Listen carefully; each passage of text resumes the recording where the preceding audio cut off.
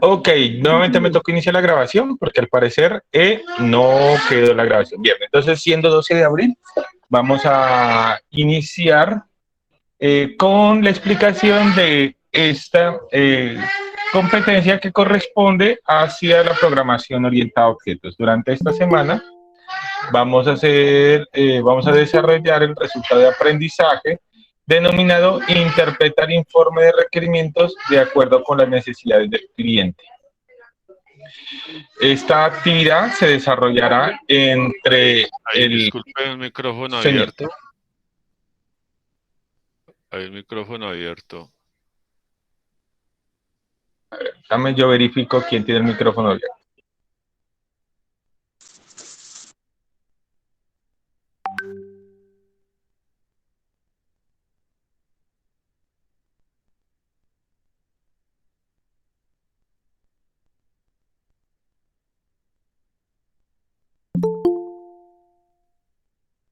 Listo, ya silencio los micrófonos que encontré abiertos. Bien. Entonces les decía que vamos a iniciar a trabajar con el resultado de aprendizaje, interpretar el informe de requerimientos de acuerdo a las necesidades del cliente. Actividad que se va a desarrollar entre el 11 y el 17 de abril, es decir, próximo domingo. En esta sesión la vamos a dividir en dos partes. En la primera parte vamos a hacer la explicación de la actividad, lo que ustedes deben presentar como evidencia para cumplir con los objetivos del resultado de aprendizaje. Y en la segunda parte, pues haremos el desarrollo del contenido, es decir, la transferencia de aquellos conceptos que resultan relevantes para poder desarrollar la evidencia. Entonces, en el muro de la plataforma, ustedes van a encontrar el anuncio donde ya se hace la apertura, inicio de evidencia, de este resultado de aprendizaje. Es importante que para desarrollar este resultado, ustedes hagan la revisión de los componentes formativos. En este caso, el componente formativo se llama Conceptos Básicos de Programación Orientada a Objetos.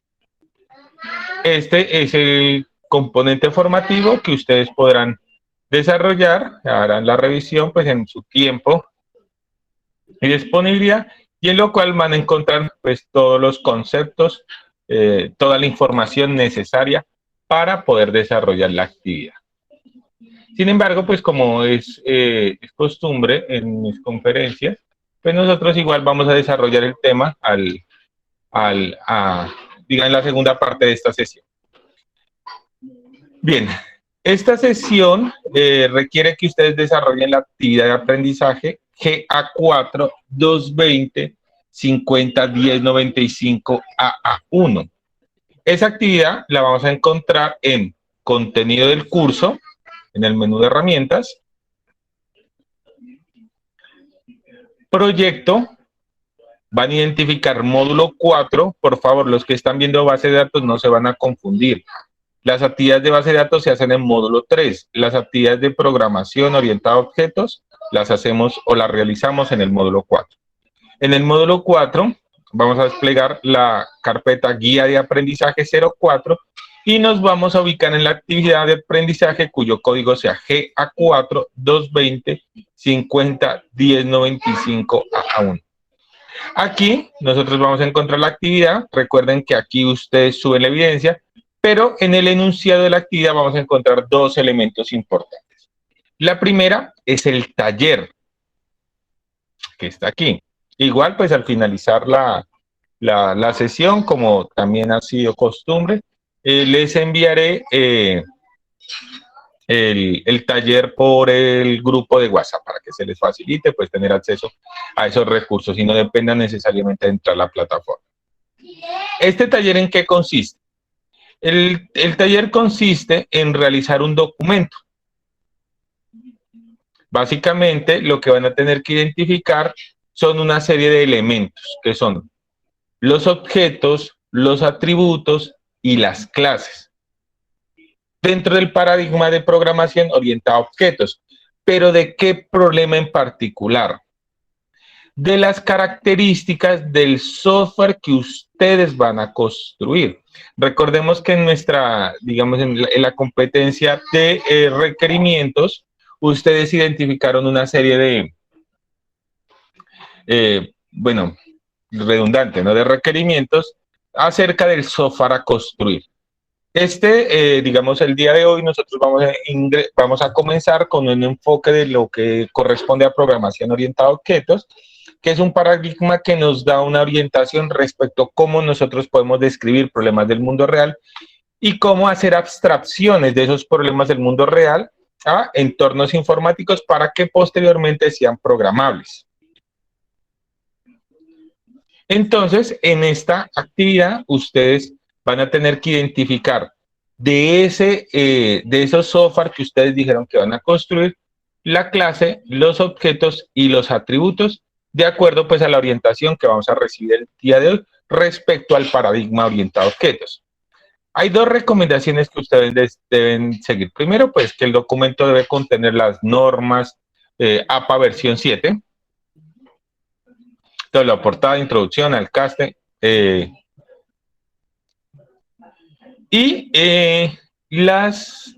los conceptos que vamos a identificar, que corresponden a clases, objetos y atributos, los vamos a hacer mediante gráficas o representaciones gráficas.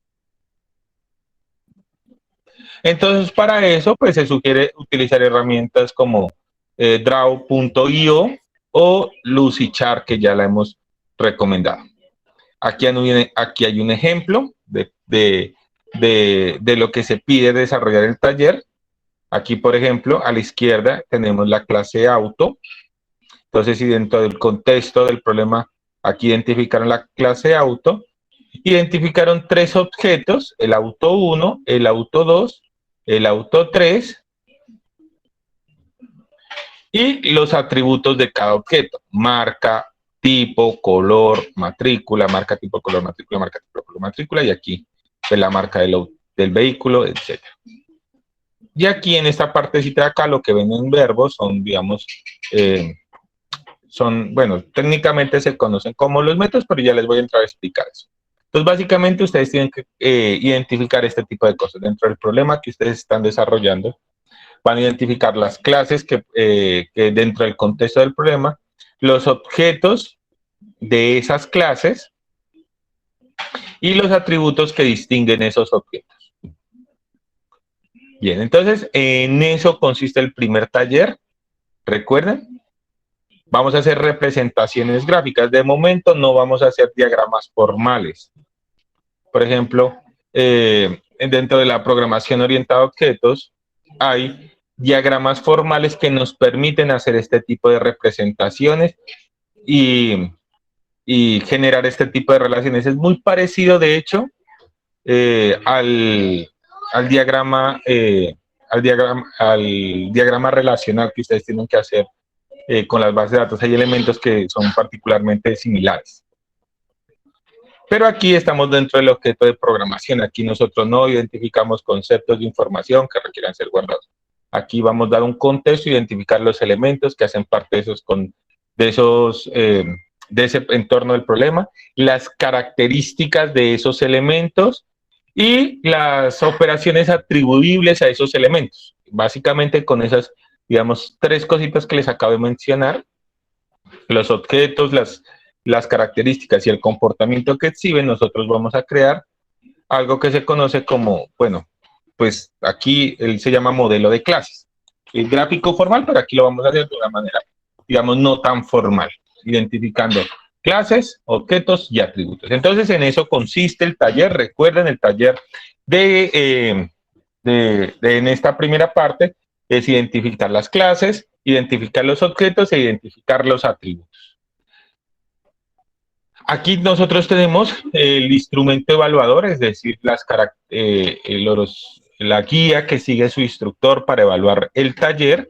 Entonces, lo que vamos a encontrar aquí es que identifica los requerimientos del cliente a través del análisis conceptual de las clases, es decir, que nosotros tenemos que evaluar, son requerimientos. Ojo, no pueden enviarme diagramas de clases o imágenes con clases, objetos, atributos que no estén asociados a requerimientos. Entonces, de ser posible, por favor, enunciar el requerimiento que ustedes están abordando. Recuerden que ustedes ya identificaron varios requerimientos. No les pido de todos los requerimientos porque eso les haría el trabajo supremamente largo, pero sí, digamos, como mínimo, aunque en el taller no es explícita la cantidad, pero lo vamos a manejar aquí entre ustedes y yo, lo vamos a hacer de la siguiente manera. Como mínimo, deben identificar 2 clases, como mínimo, y de esas 2 clases deben identificar como mínimo 2 objetos de cada clase, como mínimo. Y obviamente los atributos asociados a cada uno de esos objetos y esa clase. Bien, entonces represento adecuadamente la clase. Entonces esto es un diagrama. Describe correctamente los atributos y los métodos. Miren, aquí están los atributos que están acá, los métodos que están acá. Los métodos son el comportamiento. Igual eso lo voy a explicar, no se preocupen. E incluye los elementos mínimos solicitados al informe. Normas APA versión .5. Entonces, listo, ya está planteado el taller. El taller se va a entregar en este espacio, aquí en el enunciado, taller 1, donde están los instrumentos de evaluación, ver evidencia. Allí van a publicar su taller y vamos a tener hasta el domingo 17 de abril. Bien, preguntas acerca del taller, dudas, porque después de esto yo ya procedo a hacer el desarrollo de la clase. Sí, una preguntita. ¿Se me escucha? Aló. Sí, señor, te escucho.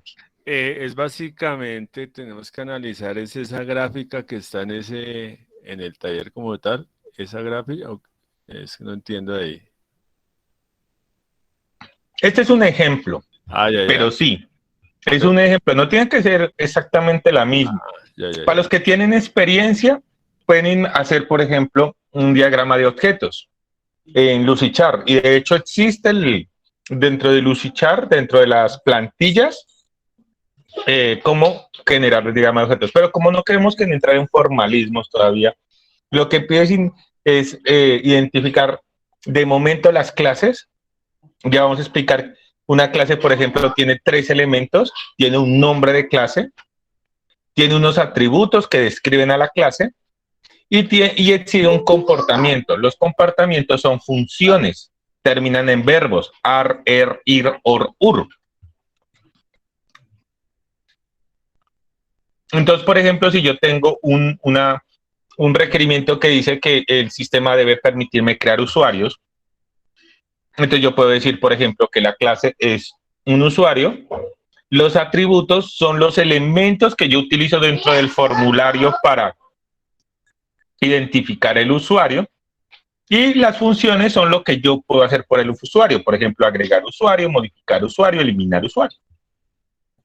Entonces, allí ya estoy exhibiendo, por ejemplo, la descripción de una clase a través de un nombre, unos atributos y unos métodos o funciones. Pero no es digamos, no es formal. La idea es que ustedes lo traten de representar y este es un ejemplo de representación.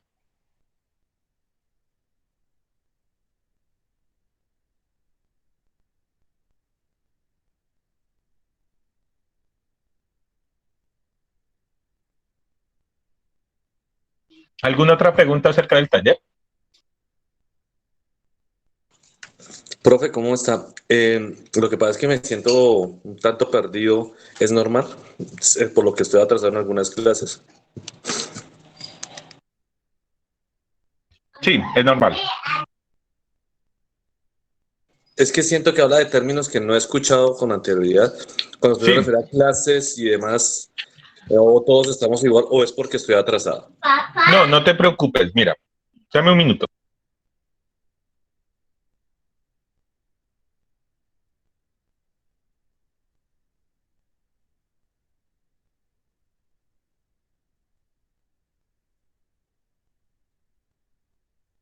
No te preocupes, recuerden que yo les comenté que la sesión de hoy la vamos a dividir en 2 partes. La primera, la explicación del taller, y la segunda parte es el desarrollo del contenido, es decir, de los elementos que ustedes van a requerir los elementos conceptuales que ustedes van a necesitar para desarrollar el taller. De momento es normal que no tengas idea de, digamos, algunos conceptos que estoy manejando en este momento, pero los vas a tener en el desarrollo de la explicación que voy a hacer a continuación. Mil gracias, instructor. Bien, si no hay más preguntas, entonces procederé a dar la explicación de la información que ustedes van a requerir para el desarrollo del taller. Entonces, para eso voy a cambiar la manera de compartir pantalla. Déjenme un momento. Entonces, vamos a dejar de compartir.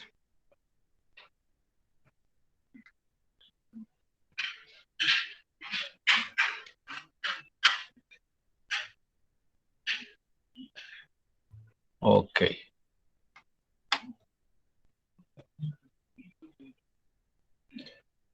Listo. ¿Quién me comenta, como siempre, quién tiene nociones de programación orientada a objetos? ¿Quién nos cuenta, a partir de su experiencia, qué es la programación orientada a objetos? ¿Y en qué se diferencia, por ejemplo, de programar, que fue lo que hicimos cuando hicimos el taller, por ejemplo, en JavaScript, o lo hicimos, por ejemplo, con pseudocódigo, que eso igual es una manera de programar? O sea, ¿qué diferencia hay entre la programación que hicimos antes y la programación orientada a objetos?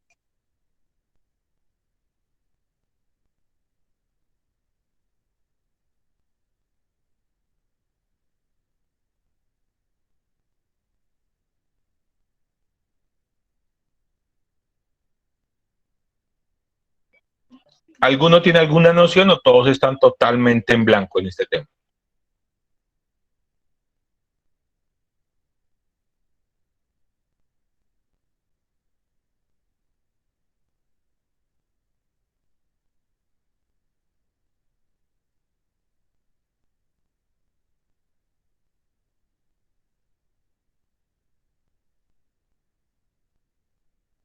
Bueno, por aquí nos comparten varias varias definiciones. Por ejemplo, nos dice John Alexander que ha tenido unas nociones pero muy básicas. David nos dice que él está totalmente en blanco. Camilo nos comenta que realizar un programa con este enfoque a cada uno de los objetos o características que tenga.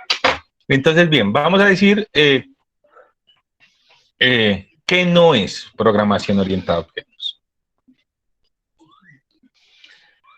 La programación orientada a objetos no es una tecnología. ¿Eso qué quiere decir? Que nosotros podemos realizar programación orientada a objetos en diferentes lenguajes de programación. Es decir, no está casado con una tecnología. Normalmente, digamos, es una presunción de muchos programadores que programar orientado a objetos es programar en Java. Entonces, lo primero que es, entonces vamos a decir que el lenguaje, la programación orientada no es una tecnología. Segundo, la programación orientada a objetos no es un lenguaje de programación. Por ejemplo, yo no puedo decir yo programo en JavaScript y programo o programo orientado a objetos. O sea, el lenguaje de programación no es un lenguaje de programación. Entonces, si no es una tecnología, no es un lenguaje de programación, entonces, ¿qué es? Bien. Entonces, la programación orientada a objetos es un paradigma. ¿Quién me dice que es un paradigma? Esa palabra se usa en muchos contextos y recientemente se usa muchísimo. ¿Quién nos cuenta qué es un paradigma?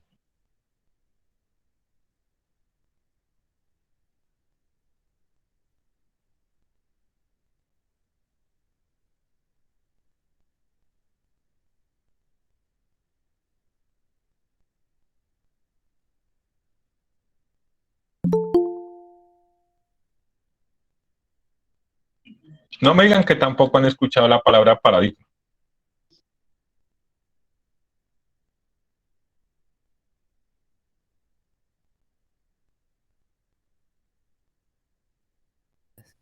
Paradigma no es una forma de hacer las cosas, ¿no? No es una especie de reglamento o algo para tratar de las cosas queden de una manera. Así es, John. Un paradigma nos da es una visión o un enfoque de cómo se deberían hacer las cosas. Entonces, digamos, la programación orientada a objetos, entonces es un enfoque de programación. Óigase bien, un enfoque que parte de unos conceptos y que a partir de esos conceptos nos permite hacer algo que se llama abstracciones del mundo real. Recordemos que programar es representar en un modelo computacional situaciones del mundo real. Eso de programar situaciones del mundo real es realizar abstracciones del mundo real. La programación orientada a objetos sigue siendo una abstracción, es decir, una manera de representar situaciones o problemas del mundo real en modelos computacionales, pero se basa en unos conceptos. El concepto más importante, y está denotado en su nombre, es el concepto de objeto, es decir, toda la programación orientada a objetos se basa sobre el concepto de objeto. Miren que en el taller les decía representar clases, objetos y métodos por allí. Y miren que la palabra más importante es un objeto. El objeto es cualquier cosa del mundo, cualquier cosa del mundo real. Un objeto puede ser cualquier cosa del mundo real. Esos objetos tienen unas características. A esas características se les llama propiedades o atributos. En el taller está identificar atributos. Y esos objetos exhiben un comportamiento. Es decir, realizan acciones. Y esas acciones reciben el nombre de métodos. Esos tres conceptos, el entendimiento de esos tres conceptos nos van a permitir que nosotros entonces hagamos programación orientada a objetos. Ahora bien, esos objetos, ¿dónde los identificamos? En el contexto del problema que estamos solucionando.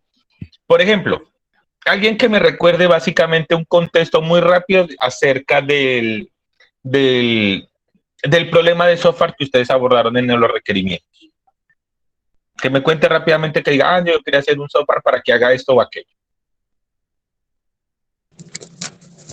Yo quería hacer un software para que permitiera hacer una consulta geográfica de los mejores productos versus el mejor precio. Listo. En esa definición, ¿quién me dice cuál es el objeto principal? Identifiquemos un objeto dentro de ese enunciado. Un software geográfico que permite encontrar los mejores productos al mejor precio. ¿Quién me dice cuál es el objeto más relevante allí? Cada producto. Exactamente. Entonces, miren, desde el enfoque orientado a objetos ya identificamos. Nosotros podemos identificar unos atributos en ese producto y hay uno importante que estaba en el enunciado. El Precio, localización. Exactamente, precio, localización y seguramente hay otros atributos, pero digamos, inicialmente ya empiezo a identificar el producto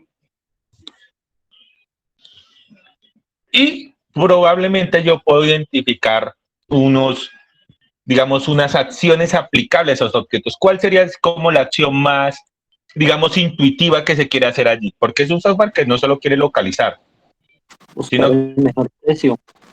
¿Comparar? Podría ser comparar. Pero si el software me permite comprar, también sería comprar. O separar si tuviera alguna medida de reserva. Entonces lo que quiero decirles es que, miren, dado un enunciado del problema, teniendo en cuenta esos tres conceptos, objeto, propiedades y métodos, recuerden, los métodos son acciones, entonces yo ya estoy programando o haciendo programación orientada a objetos. Y miren que, digamos, son conceptos, digamos, muy, digamos, fáciles o intuitivos. Listo. Entonces, digamos, ya como a manera de historia, la programación orientada a objetos nace más o menos como en el 70, tiene una muy rápida acogida en el ámbito de la programación y hoy por hoy es de las metodologías ampliamente usadas. Muchos, de hecho, programan orientado a objetos sin saber que están programando orientado a objetos. Y paradigmas hay otros, ¿no? Hay paradigmas, por ejemplo, orientado a aspectos, hay, por ejemplo, paradigma de agentes autónomos o paradigma de agentes. Hay diferentes tipos de paradigma, pero el más popular es este. Y una de las características que resultó más popular es que es la abstracción que se hace del mundo real, es decir, los elementos que se utilizan para hacer esas abstracciones del mundo real hacen que sea fácilmente intuitivo, nos permite representar casi cualquier situación o cualquier contexto del mundo real. Y lo hace que ese problema sea fácilmente abordable desde el enfoque de la programación y tener soluciones de software. Entonces, lo que hace, en otras palabras, es que facilita programar situaciones del mundo real.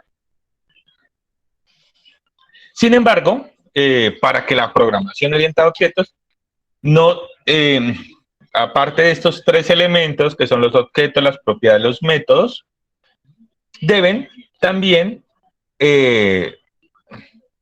tenerse en cuenta ciertas características para que sea programación orientada a objetos. Entre las características que vamos a encontrar está la abstracción, el encapsulamiento, la modularidad, la jerarquía y el polimorfismo. Esas características son aplicables ¿a qué? Al concepto más importante, al objeto.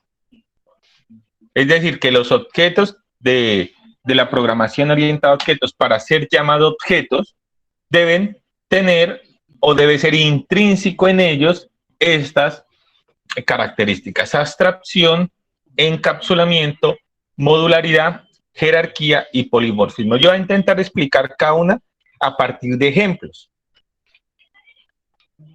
Y de esa manera, pues lo veamos más fácil. Entonces vamos a arrancar con el primero, que corresponde a la abstracción, y vamos a ver de qué se trata.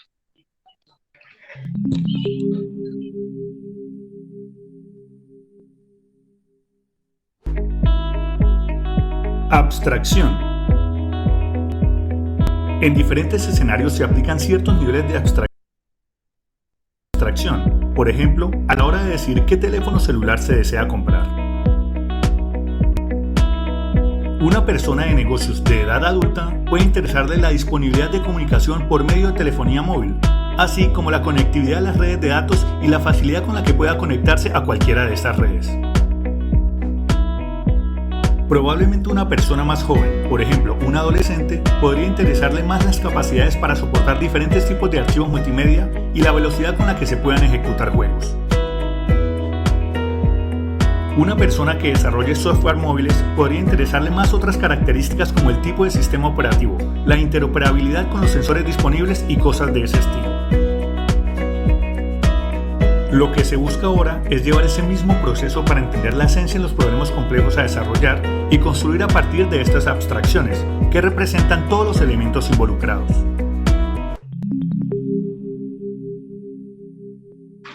Bien, a partir de ese video, ¿quién me dice qué es una abstracción? ¿O qué entendieron por abstracción? Como tratar de clasificar cada cosa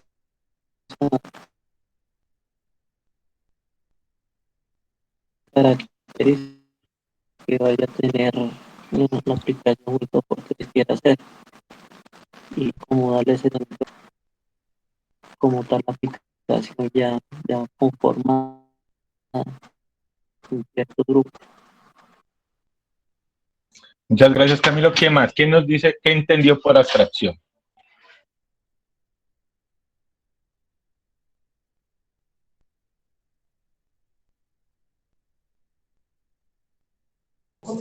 Tal vez la separación por, digamos, preferencias, gustos o particularidades que se buscan.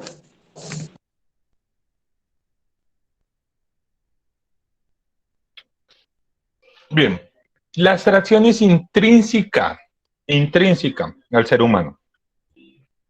Y básicamente nosotros interpretamos el mundo a partir de nuestros sentidos, ¿cierto? Pero no solo hay, digamos, elementos biológicos para interpretar el mundo. Hay elementos también psicológicos, sociales, que nos van, por ejemplo, para interpretar el mundo. Un ejemplo, por decir una cosa, cuando nosotros nos dicen, por ejemplo, comerse, por ejemplo, un perro, desde nuestro enfoque social, cultural, ideológico, nos parece algo negativo, ¿cierto? Pero si hablamos con un coreano, seguramente a él le parece positivo. Otro ejemplo, por ejemplo, la poligamia. En la cultura occidental la poligamia está mal vista. De hecho, es una causal de divorcio, la poligamia. Pero en otras regiones, sobre todo, por ejemplo, en las de digamos, herencia musulmana, la poligamia está bien vista. No es un problema. Entonces, ¿en qué consiste la abstracción? Digamos, son esos mecanismos que yo tengo para interpretar. Ya haciendo un enfoque desde el modelo de programación, la abstracción consiste en el nivel de detalle que yo voy a identificar dentro de un problema o el enfoque que yo debo utilizar para abordar un problema. No es lo mismo, por ejemplo, desde el enfoque, por ejemplo, la descripción de una persona, desde el enfoque de otra persona que seguramente va a identificar simplemente rasgos físicos como color de pelo. Sí, por ahí nos dicen la connotación interpretativa. La abstracción es una interpretación del mundo real. Que, por ejemplo, un médico que va a ver otras condiciones como sistemas internos y cosas por el estilo. Entonces, la abstracción es un mecanismo intrínseco. Todo aquel que programa hace abstracción, independientemente en qué lenguaje de programación lo haga, porque es una característica intrínseca. Pero al ser intrínseca, pues tampoco se va a decir que no se va a tener en cuenta. En la abstracción es una de las características fundamentales de la programación orientada.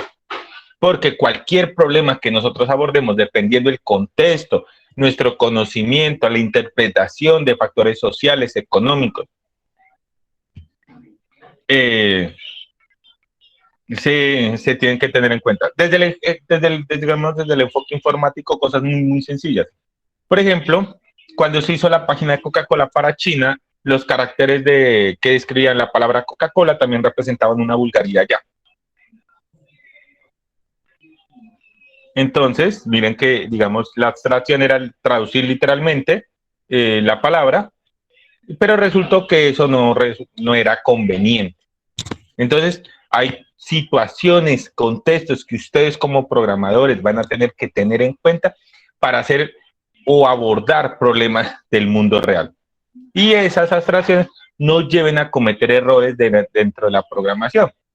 Es decir, que tengamos comportamientos inapropiados o que muestren situaciones o que caigan en ciertas particularidades que sean no convenientes.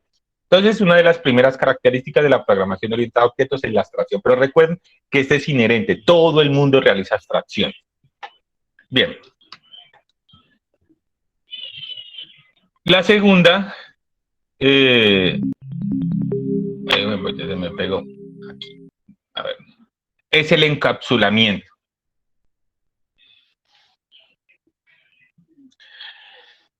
Bueno, resulta que el encapsulamiento es una propiedad bien interesante. Cuando nosotros describimos objetos en un problema, recuerden que la base fundamental de la programación orientada a objetos es describir objetos. Estos objetos deben ser independientes del resto del problema. De cierta manera tienen que ser como autónomos.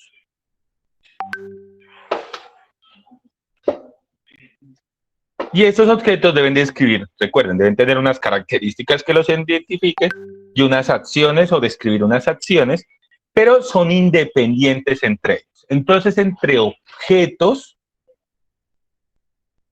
hay mensajes, o sea, se comunican a través de mensajes. Y esos mensajes se hacen a través de interfaces públicas, o sea, externas o públicas. Un objeto se comunica con otro objeto a través de una interfaz. Y se les dice mensajes. O sea, un objeto envía un mensaje a través de una interfaz a otro objeto. Ese encapsulamiento es bastante importante porque un objeto no tiene que conocer cómo funciona otro objeto. Solo le basta conocer qué hace. Y se los voy a explicar con un ejemplo. Bastante sencillo, algo bastante cotidiano que todos tenemos en la casa. Por ejemplo, los televisores tienen encapsulamiento o uno de sus atributos es encapsulamiento. Entonces yo, por ejemplo, a un televisor lo puedo prender, ¿cierto? Presiono el botón prender en el control y el televisor se prende. Yo no tengo que conocer cómo el televisor funciona internamente para prenderse. Me basta saber que hay un botón para prender y que como sea que haga, así sea magia, lo que sucede internamente dentro del televisor, a mí solo me basta con saber que él, ¿qué hace? Es decir, el comportamiento que exhibe. Yo puedo ver TV, pero no me interesa saber si la señal está llegando por microondas, si la señal llega por señal digital terrestre, si llega por Claro, si llega por Movistar, si llega por donde sea que llegue. A mí no me interesa eso. Yo no necesito saber cómo llega la señal para ver TV. Puedo escuchar. O sea, hay una reproducción de audio. Yo no necesito saber internamente cómo funciona una bocina. Yo no necesito saber que hay un pulso eléctrico que hace vibrar una membrana, que la membrana a su vez perturba el aire alrededor de la membrana y eso genera una onda expansiva y que esa onda expansiva retumba en mi tímpano. No, yo no necesito saber eso. Yo solo necesito saber que hay un botón de volumen y que yo puedo aumentar. Yo puedo cambiar canal.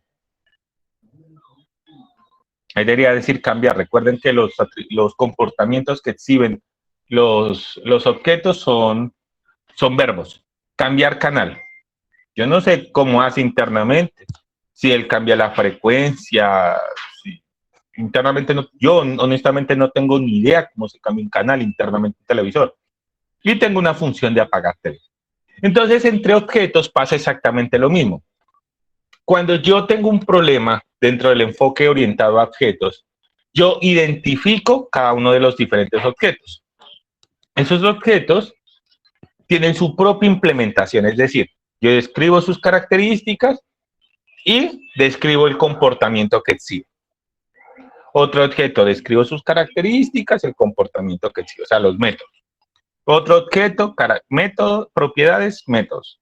Otro objeto, propiedades, métodos. Otro objeto, propiedades, métodos.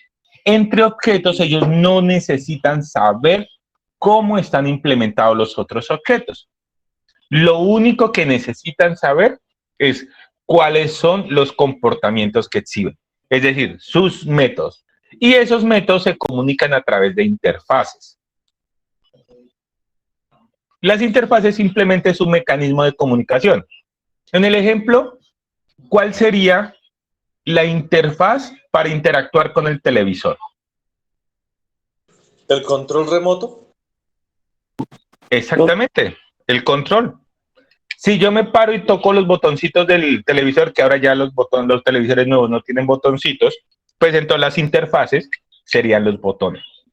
Entonces miren que hay objetos que exhiben diferentes interfaces que me permiten operar al dispositivo. ¿Alguno de ustedes sabe cómo funciona un televisor por dentro?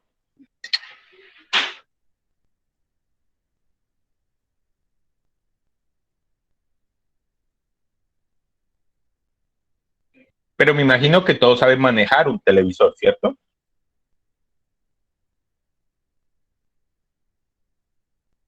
Sí, señor. Sí. Entonces eso mismo nos va a pasar cuando nosotros programemos orientado a objetos. Nosotros nos preocupamos porque cada objeto esté bien descrito, y si el objeto funciona, luego simplemente conecto objetos a través de interfaces, que son simples llamados.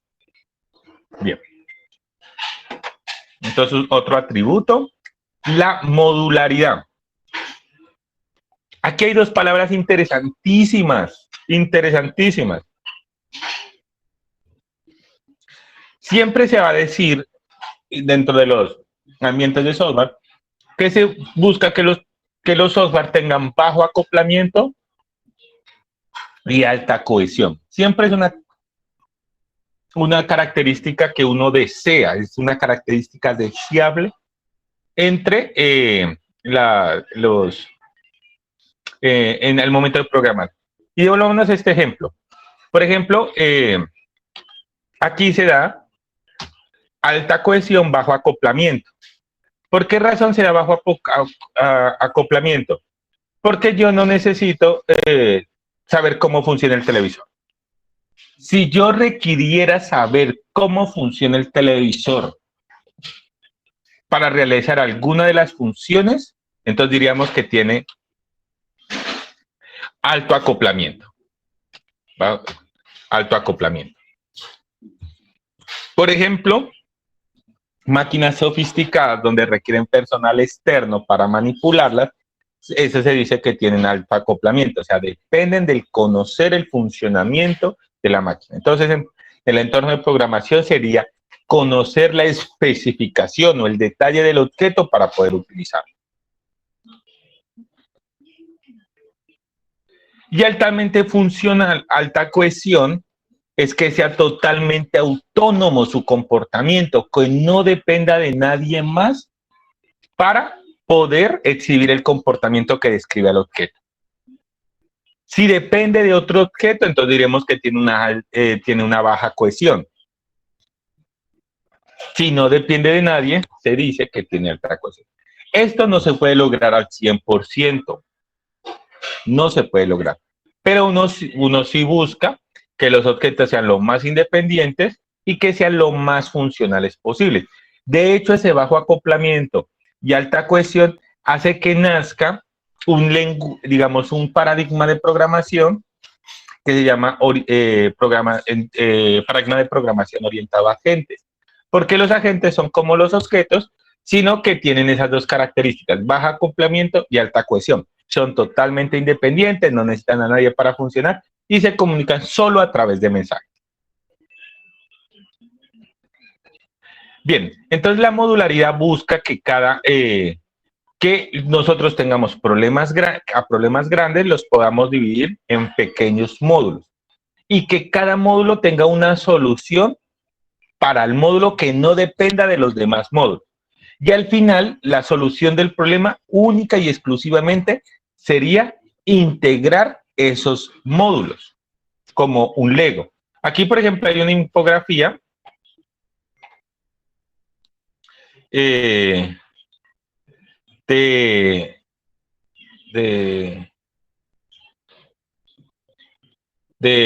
modularidad. Básicamente viene de módulo. El concepto viene de módulo. Entonces, por ejemplo, aquí vemos un ejemplo de modularidad, sería un coche de un carro. Los sistemas serían como los módulos, entonces, por ejemplo, el sistema de refrigerador, el sistema de frenos, el tema de motor. Entonces, a eso se llama modularidad. Se busca que cuando yo tengo módulos, esos módulos tengan esas dos características que les mencioné, bajo acoplamiento, alta cohesión, porque al final la solución del problema simplemente va a ser unir esos módulos. Entonces, otra característica deseable. Listo. Jerarquización. Y aquí nos van a hacer otro concepto supremamente importante de la programación orientada a objetos. Y la jerarquización no es otra cosa que generar jerarquías de objetos, donde haya objetos principales y objetos, digamos, entre comillas, secundarios, o que pertenezcan a una clase jerárquicamente inferior a otra. Una pregunta, instructor. ¿Esa jerarquización se da de la dependencia de un objeto en su funcionamiento de otro, similar a lo que pasaba con los requerimientos?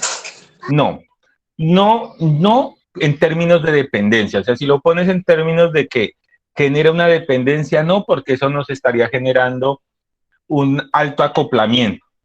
Más bien lo podríamos explicar de cuando comparten características en común, pero que no dependen funcionalmente de ese objeto, sino que comparten características. Entonces les voy a mostrar un ejemplo para que me entiendan.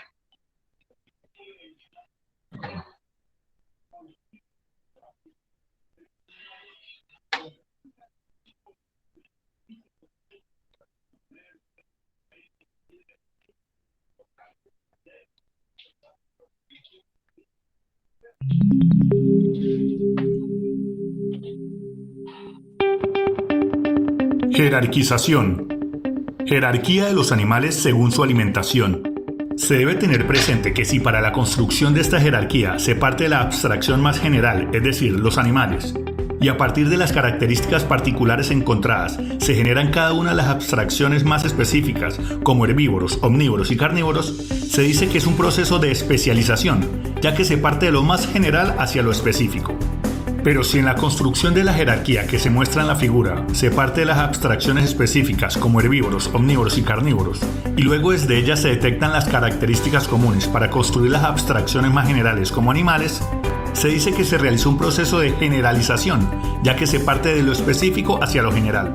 Se debe tener en cuenta que en las jerarquías a nivel de clase, las abstracciones en una misma línea heredan todas las características desde las abstracciones generales de nivel superior. Es decir, en el ejemplo de abstracción rumiante conserva todas las características de la abstracción herbívoros y también de la abstracción animales. Bien, entonces como te explicaba Jaime, no es que existan dependencias funcionales porque eso sería totalmente, digamos, iría contrario a lo que se busca con el tema de modularidad.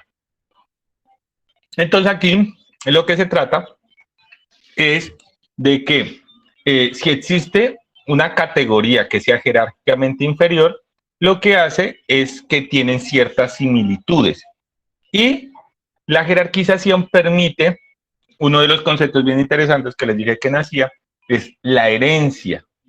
Es decir, a partir de una clase jerárquicamente superior, yo no tengo que construir un objeto desde cero, sino que yo puedo heredar las características que me son comunes y especificar aquellas características que resultan nuevas.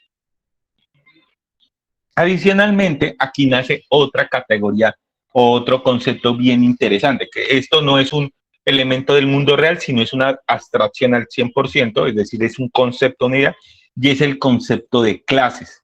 Cuando yo tengo un conjunto independiente, si yo generalizo o especializo, la técnica que yo utilice es indiferente, ¿no? Si voy en el sentido de la especialización, es decir, partir de lo general a lo particular, o si voy de la generalización, que es partir de lo particular hacia lo general, cuando yo encuentro categorías de objetos, esas categorías de objetos se pueden combinar, es decir, se pueden agrupar en una categoría que se llama clase. Entonces podríamos decir que una clase es un objeto de nivel superior, jerárquicamente superior, y que las que dependan de ellas heredan atributos de esa clase de nivel superior. En Java, las clases, por ejemplo, para los que manejan Java, se hacen a través de las librerías. Las librerías son las clases de nivel superior y todas las implementaciones que yo haga son clases de nivel jerárquicamente inferior.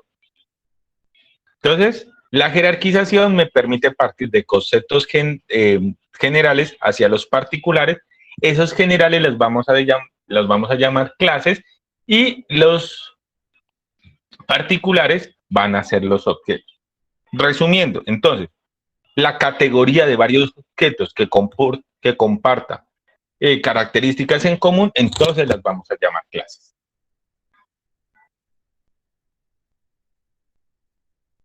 Seguimos con el siguiente concepto.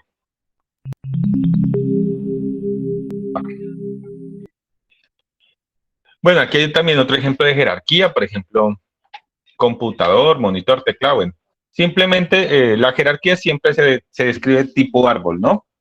Los primeros niveles son las categorías de nivel superior y en la medida que voy ingresando en el árbol, es decir, voy llegando a niveles de profundidad en el árbol, son categorías digamos, de carácter inferior. Bien, otra de las características es el polimorfismo. Y este polimorfismo tiene que ver algo con respecto hacia el comportamiento que exhibe un objeto. Resulta que nos dice que si un objeto exhibe un comportamiento, de acuerdo a los tipos de datos que reciba, puede modificar ese comportamiento. O sea, un objeto exhibe cierto comportamiento, pero de acuerdo a los tipos de datos, algún comportamiento se puede hacer evidente y otro no. Es decir, es como si se activara. Es como cuando nos dicen a nosotros, donde fueres, haz lo que vieres. Eso es lo que me dice mi papá, ¿no? Él me dice, donde fueres, haz lo que vieres. Entonces, si estoy en un entorno académico, entonces mi comportamiento, ¿cuál es? De poner atención, de tomar nota, digamos que son lo que se espera de ese ambiente. Pero si me voy a una rumba, pues ¿cuál es el comportamiento que debo exhibir? Digamos, ser más alegre, de repente ser bailador, de repente ser conversador. Entonces, un mismo objeto, de acuerdo a los datos de entrada, va a exhibir un comportamiento ligeramente diferente. O no es que no exhiba ligeramente diferente, simplemente unos comportamientos se van a hacer más evidentes y otros no, porque finalmente los comportamientos de un objeto uno los tiene que definir desde el principio, o sea, uno tiene que saber qué es lo que hace. Entonces yo diría, bueno, a mí me gusta bailar, me gusta estudiar. Si voy a estudiar, pues estudio, pero no bailo. Pero si voy a bailar y no estudiar. Es lo que les quiero decir. Entonces, por ejemplo, uno de los ejemplos más fáciles de polimorfismo, y creo que todos los que vieron el componente de matemática, intrínsecamente hubieran podido hacer polimorfismo. ¿Y por qué? Mire que en uno de sus talleres les pedían calcular o hacer un algoritmo, ustedes me corrigen, hacer unos algoritmos para calcular el área de unas figuras geométricas, si mal no estoy, ¿cierto? ¿Sí lo recuerdan ese taller o no les tocó? Sí, señor. Bueno, entonces vamos a suponer que tenemos un objeto que se llama figura plana. Figura plana es una figura en dos dimensiones, es decir, que no va a calcular volúmenes. Y tiene una función o exhibe un comportamiento que le calcule el área. Entonces, tengo un único objeto que se llama figura plana, que me permite calcular el área. Si yo le envío base por altura, entonces él me tiene que calcular el área de un rectángulo. Si le envío el radio de un círculo, entonces me debe calcular el área de una circunferencia. Y si se le mando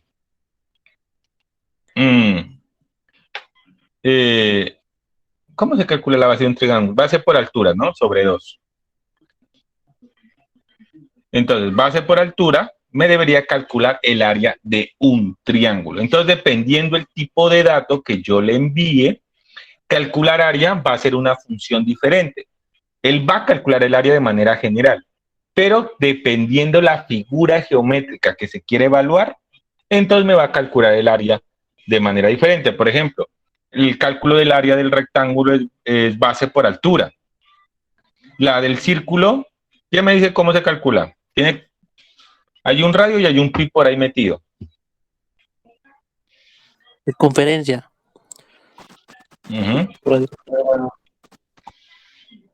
Pi por radio al cuadrado. Y la de un triángulo, ¿qué me dice? Pero es un triángulo rectángulo, ¿no? No le van a meter senos, cosenos a esa vaina.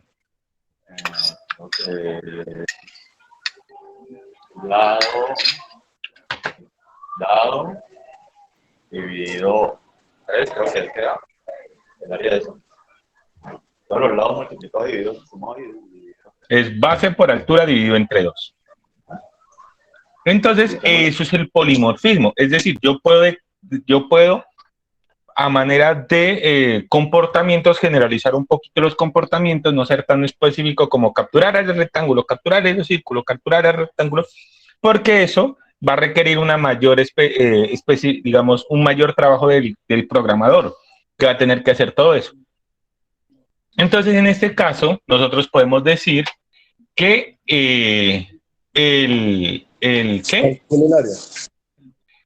que ese método, recuerden que los comportamientos que exhibe un objeto se llaman métodos. Las características se llaman atributos. Entonces, esos métodos o ese método calcular área es lo que exhibe la característica de polimorfismo. Entonces, polimorfismo básicamente es eso, que el comportamiento que exhibe un objeto depende del tipo de señal o mensaje que reciba, porque recuerden que entre objetos la comunicación que se recibe es a través de mensajes.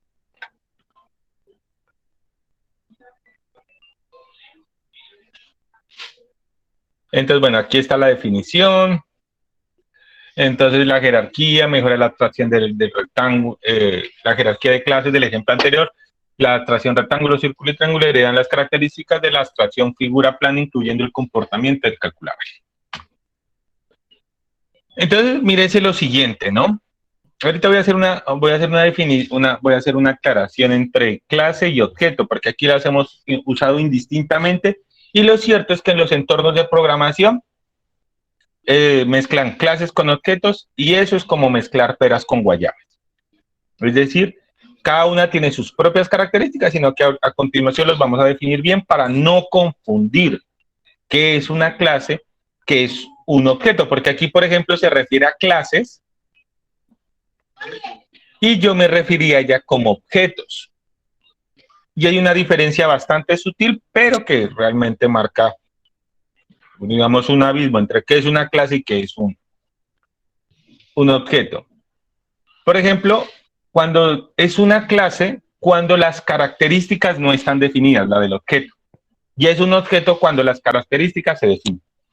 Ejemplo, rectángulo es clase mientras no tenga la base y la altura. Pero si yo le digo que la base es 2 y la altura es 1, deja de ser clase y se vuelve objeto. A eso, ya en Java, que es lo que vamos a entrar a programar, si tenían dudas, para la próxima clase vamos a entrar ya a trabajar en Java, se llama instanciar una clase. La instancia de una clase, es decir, darle valores a la clase, crea objetos de esa clase. Entonces recuerden, esa es la mayor diferencia entre una clase y un objeto. Por eso es que se confunden. La clase está sin especificar. Lo siento, yo creo que tengo problemas es de señal. ¿Los demás sí me escucharon bien o solo Camilo tiene problemas de interferencia con...? Sí, escuché bien. Yo escuché bien. Ok, Camilo, te toca revisar tu señal. Bien, pero listo. A manera general quiero que se queden con eso. Entonces, la diferencia entre una clase y un objeto es que la clase no está instanciada, es decir, no se les da valores a los atributos de la clase. Si a la misma clase le doy valores a los atributos, entonces ya no es clase, sino objeto. Ahorita voy a hacer un recontra machetazo, pero que les va a ayudar a entender desde lo que ustedes hicieron en JavaScript, qué es una clase, qué es un atributo y qué es un método. Listo, entonces, digamos, las 5 características que están asociadas a la programación orientada a objetos. Recuerden, pues, el elemento más importante es el objeto es una abstracción del mundo real, el objeto tiene unos atributos y exhibe un comportamiento.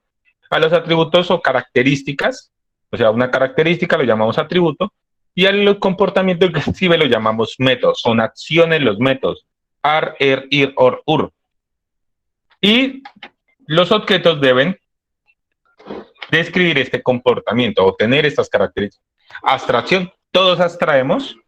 Encapsulamiento, no necesito saber cómo funciona un objeto, simplemente debo saber cuáles son las acciones que realiza. Modularidad, la capacidad de separar mi programa en pequeños módulos que sean independientes y que al final simplemente resolver el problema sea la suma de todos los módulos. Jerarquía, manejar clases. Y nace la clase y la herencia con la jerarquía, ¿no? La clase en el nivel superior, es decir, si tengo un objeto que está por encima mío jerárquicamente, entonces es pues análogamente es una clase, y la herencia es la capacidad, pues, de heredar atributos de clases que estén jerárquicamente en la parte de abajo. El polimorfismo, entonces, es la capacidad de responder a modificar el comportamiento de un objeto de acuerdo a los atributos de acuerdo a la señal o los mensajes que recibe. Bien. Entonces vamos a seguir con la definición de clases y objetos. Entonces dice que las clases y objetos son el corazón de la programación orientada a objetos, y en la construcción de estos elementos se refleja cada una de las características del paradigma orientado a objetos. Pareciese que las clases y objetos se confunden, como ya les había descrito, pero no son lo mismo y no se pueden usar indistintamente. Ustedes tienen que tener muy bien definido qué es una clase y qué es un objeto. Entonces, un objeto, en el paradigma de orientados a objetos, representa un objeto del mundo real. El objeto debe ser especializado y solo se encarga de una tarea. Eso ya depende de la capacidad de abstracción que tengan, ¿no? Para un programador, decir un objeto especializado puede significar un conjunto de acciones, y para otro, pues, de ese objeto que hizo el primer programador, sacar 5 o 6 objetos que aún así sean más especializados. A eso es lo que se refiere con abstracción. Nosotros, como programadores, debemos llegar a un nivel de abstracción lo suficientemente decente para que facilite la labor de programación.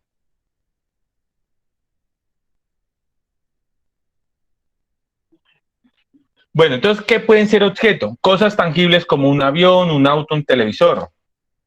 Roles o papeles como gerente, cliente o vendedor. Organizaciones como una empresa o un departamento. Interacciones como transacciones o contratos. Incidentes como vuelos, sucesos o accidentes.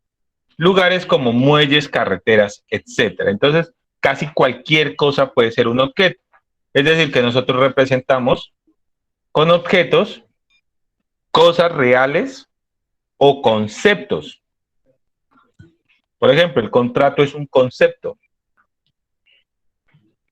O cosas reales como, por ejemplo, un avión, un perro.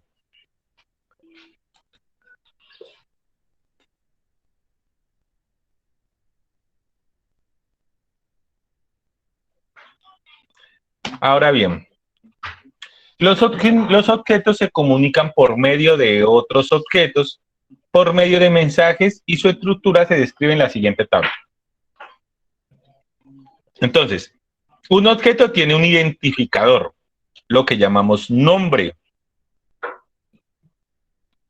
Entonces, lo que permite es designar o distinguir un objeto de otro objeto. Ahí pues les doy una cuña. Los objetos se llaman a otros objetos a partir del nombre. Entonces no pueden haber dos objetos que compartan el mismo nombre. Atributos y propiedades. Entonces, representa las características del objeto. Son los parámetros que lo definen y lo diferencian del objeto del mismo tipo. Y los métodos representan el comportamiento del objeto, acciones que realiza o manejan los datos. Cada método consta de un nombre de método y el cuerpo donde se implementa las acciones.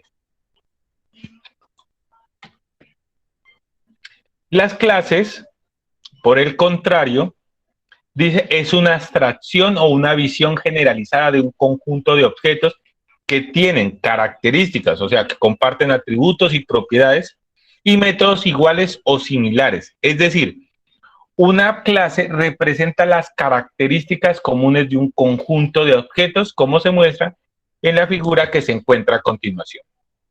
Entonces, por ejemplo, la clase persona no se refiere a una persona en particular, se refieren a todas las personas. Esa clase persona tiene unas características que van a ser nombre, apellido, edad, estatura, género. Y tienen un comportamiento que puede ser comer, hablar, reír. Var es un objeto de la clase persona. Entonces, nombre igual a Bart, apellido igual a Simpson, edad igual 10 años, estatura no tengo ni idea, género masculino. Objeto Maggie, nombre igual Maggie, apellido igual Simpson, edad digamos 2 años, estatura no sé, género femenino. Objeto Lisa, Lisa, nombre igual Lisa, apellido igual Simpson, edad igual 8 años, estatura no sé, género igual femenino. March, un objeto. Es la misma clase, pero nombre igual March, apellido igual Bouvier, edad no sé, digamos que tiene 35, estatura no sé, género femenino. Persona, digo, objeto Homero. Entonces, es la misma clase, pero los atributos ya se encuentran asignados. Nombre igual Homero, apellido igual Simpson, edad no sé, estatura no sé, género masculino. Entonces, sí me entendieron cuando les decía que una clase y un objeto son lo mismo. La única diferencia está en que los atributos de la clase están asignados. O sea, si yo cojo esta clase, la copio, la pego y a cada atributo le asigno un valor, entonces deja de ser clase para convertirse en objeto.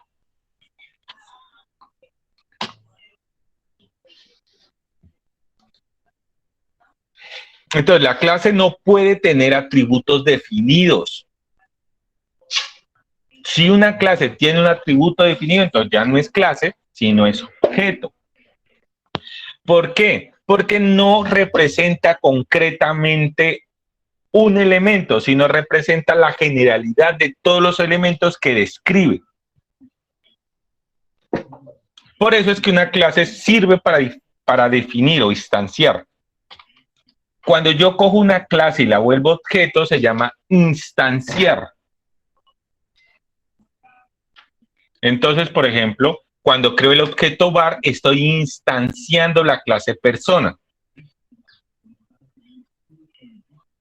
Y ya este objeto, por ejemplo, es diferente de este objeto, así pertenezcan a la misma clase. ¿Por qué? Porque este va a tener nombre var y este va a tener nombre Homero.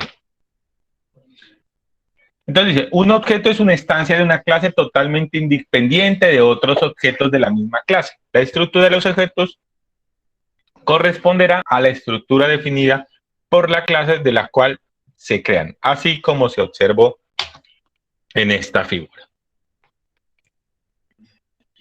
Bien, entonces aquí hay un ejemplo. Esto es básicamente también lo que se espera del taller. Por ejemplo, ustedes identifican una clase Entonces tiene una identidad, es el nombre de la clase, tiene unos atributos y tiene unos métodos, las acciones. Y aquí ya hay objetos instanciados de esta clase. Pero miren que persona 1 ya tiene otro nombre, ya no es persona, sino persona 1, que hereda de la clase persona sus métodos. Miren que todos heredan los mismos métodos. Esto cuando entremos a programar va a ser una machera porque yo no tengo que duplicar código. Cuando yo heredo, yo puedo usar los métodos de una clase jerárquicamente superior. Sino que luego vamos a ver que hay métodos públicos, métodos privados, que los públicos los puede utilizar todos los que hereden de él, pero existen métodos que solo los puede usar la propia clase y por eso se llaman privados, pero bueno, eso es otro paseo. Y miren que ya aquí los atributos ya no son la generalidad del atributo, sino es la instancia del atributo, es decir, darle valor. Pum, pum, pum, pum, pum, pum, pum.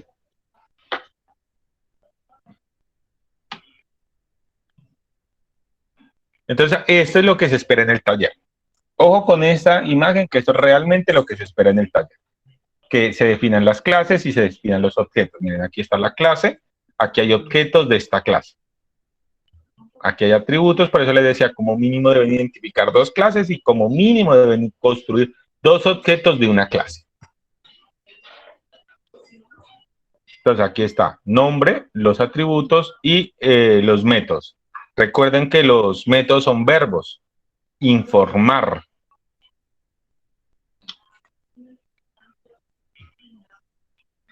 Dice, los atributos de los objetos que definen una clase cuando se describen en un lenguaje de modelado formal o en un lenguaje de programación se estructuran de manera similar a cómo se definen los identificadores. Bueno, esto es lo que quería llegar.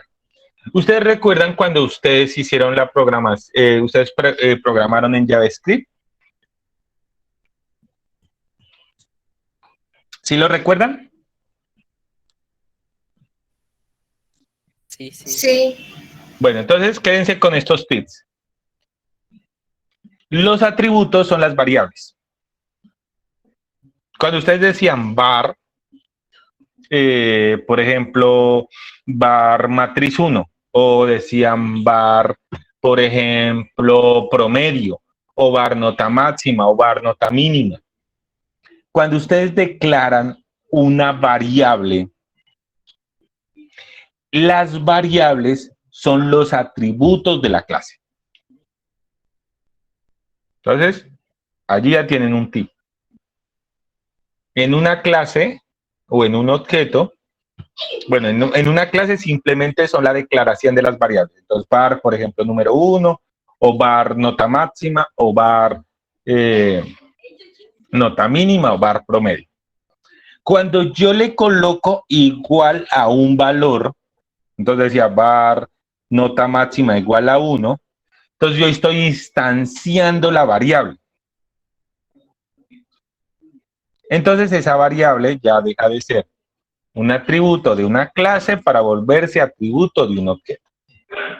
Entonces, cuando ustedes declaran variables, están definiendo atributos. Bien, esto solo lo hizo un aprendiz. Esto solo lo hizo uno solo. Y él usó algo que llaman funciones en JavaScript.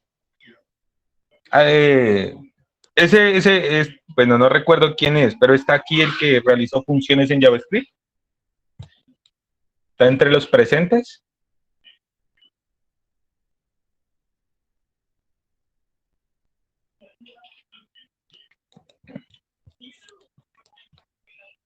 Bueno, entonces alguien me hizo funciones. Las funciones son métodos. O sea, el concepto de función de programación son los métodos en la programación orientada. El concepto de variables, de pronto sí. De pronto sí. Bueno, pero parece que no está. Entonces, las variables son los atributos, las acciones o las funciones o los verbos o bueno, como las quieran llamar, son los métodos. Entonces recuerden que una clase tiene un identificador, tiene unos atributos que son simplemente la declaración de variables y unas funciones. De momento, dentro del taller no hay que definir cómo van a ser las funciones. Es decir, por ejemplo, ustedes le van a decir guardar usuario. No tienen que implementar el guardar usuario, no van a colocar por allí conexión a base de datos y cómo deben interpretarse. No, simplemente el hecho de saber que tienen que guardar algo. Así como dice acá, informar datos personales. Aquí no está describiendo cómo lo va a hacer. Simplemente nos dice que aquí hay una función que se llama informar datos personales.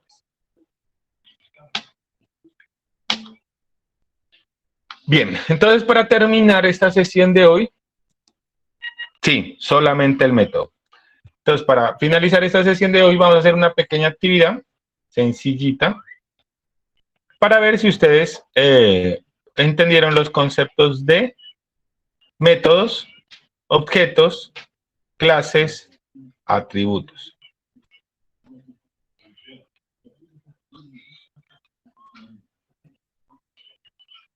Listo, entonces esta es una pequeña actividad didáctica en la cual tengo 4 canecas. Le voy a dar a iniciar. Listo. Entonces, en una caneca debo guardar todo lo que corresponda a clases. En la segunda caneca debo guardar todo lo que corresponda a objetos. En la tercera caneca tengo que guardar todo lo que corresponda a atributos. Y en la cuarta caneca todo lo que corresponda a métodos. Entonces, chancuco. Los métodos son los verbos. Los atributos son características. Los objetos son la generalidad, digo, la especificidad de la clase. O sea, si ustedes ven algo que parece que tiene pinta de clase, pero está especificado, entonces es objeto. Si no está especificado, es clase. Entonces, comencemos. Ahí tengo un conjunto de palabras que pueden ser clases, objetos, atributos o métodos. Entonces, ¿qué es cada cosa? ¿Jugador sería objeto?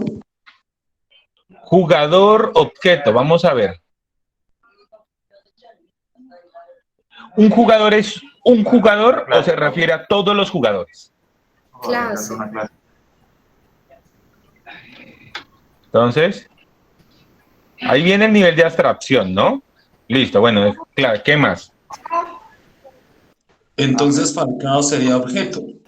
Exactamente, es una instancia de jugador, es decir, nombre jugador igual a Falcao. Listo. James también sería otro objeto. Ok, James sería otro objeto. ¿Qué más? Estatura sería clase. Estatura, clase. Atributo. Estatura, Es- atributo. O sea, tiene más pinta de característica de algo, ¿no? Que representar algo en general. Abstracción, ahí está la capacidad de extracción dentro del enfoque del problema. Podríamos definir, pero en algún caso de pronto estatura podría ser una clase, pero en este caso sí es un atributo. ¿Qué más? Cobrar vendría por un método. Cobrar, método, listo. ¿Qué más? Patear, método. Patear, método, ajá. Correr, método. Correr, método. Saltar, método. Ok. Apellido, un atributo. Apellido, atributo, ajá. Igual que nombre, peso y edad. Un atributo. Ah, ok. Cuadrado, sería otro objeto. Ajá, peso. ¿Y cuadrado qué es? Otro objeto. ¿Qué es cuadrado? Otro Objeto. Un objeto. Entonces, miren, tenemos una clase de tipo jugador y tenemos 13 instancias de jugador. Todos son jugadores, pero ¿cuál es la diferencia? Que nombre de jugador es Falcao, es James y es Cuadrado. Todos estos comparten los mismos atributos de la clase jugador. Nombre, peso, estatura, edad y apellido. Y jugador exhibe unos métodos, unas acciones que las heredan los objetos, que son saltar, cobrar, patear y correr. Vamos a ver si lo hicimos bien el ejercicio y le vamos a ver. Y dice, relacionó adecuadamente las respuestas. Felicitaciones, muchachos. Bien, muchachos, entonces con eso finalizaríamos la sesión de hoy. Entonces, quedo atento a sus preguntas, inquietudes. Miren que, digamos, los conceptos son bastante generales. En la última actividad se dieron cuenta que el tema no es tan complejo, pero pues igual quedó a su entera disposición para aclarar cualquier duda o inquietud que tenga. Gracias, instructor, muy amable.